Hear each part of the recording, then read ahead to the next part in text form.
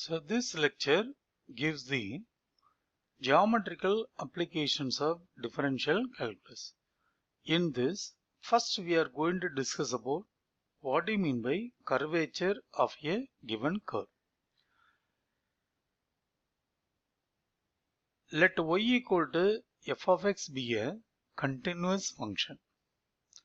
On the continuous function, you are going to take two number of points. One is m, another one is m1. Let S be the arcual length of the curve y equal to f of x, and the length of the arc between m and m1 is represented by s plus del into s. You know what I mean by del s. Del s is nothing but small change in what? S. So del s represent the arc length between the two number of points m and m1. So here at the point m and m1 you are going to draw the tangents. The two tangents which make an angle alpha and alpha plus del alpha with the x-axis. You draw the tangent at the point m. The tangent make an angle alpha with the x-axis, and at the point m dash you draw the tangent. This tangent make an angle alpha plus del alpha with x-axis. Then angle between the tangents is defined as alpha plus del alpha minus alpha, that is equal to del alpha. That is angle between the two number of tangents. Thus for a change of del s in the arcual length of the curve, the direction of the tangent to the curve changes by del alpha. Hence, del alpha by del s is the average rate of bending of the curve or average curvature of the arc m, m dash or m, m1. Now you are going to take limit of the ratio del alpha by del s. When del s tends to 0, this limit equal d alpha by ds, that represent rate of change of bending of a curve with respect to arcual distance. We call this rate of change of alpha with respect to s is nothing but curvature of a particular point m. Now we are going to discuss about an example. Take a circle with radius r, and you know how to calculate circumference of a circle. The circumference is equal to r into alpha. R is the radius of the circle. Alpha is the angle made by the tangent or made by the arc with the center of the circle. Now you know the relation alpha equal to 1 by r into s. You are differentiating this alpha with respect to the radius, with respect to arcual length s. You are getting d alpha by ds equal to 1 by r. R is the radius.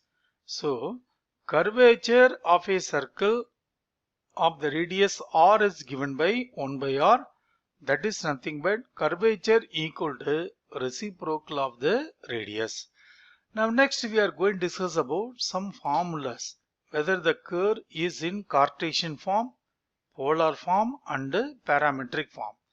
Suppose the curve in the Cartesian form, you are going to use the formula rho equal 1 plus dy by dx the whole square to the power 3 by 2 by d squared y by dx square. We use this formula when dy by dx is not equal to infinity. But some of the cases you are getting dy by dx is infinity, you make as a definite number just to take the reciprocal. Dy by dx infinity means dx by dy equal to 0.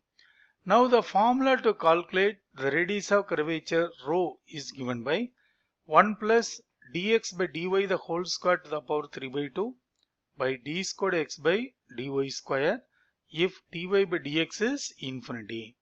Suppose the curve is in the form of, that is in the polar form. The polar form means r in terms of theta.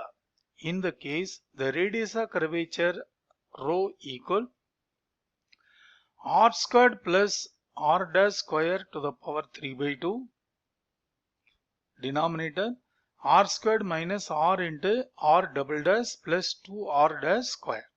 So this is a formula to calculate radius of curvature when the curve is in polar form.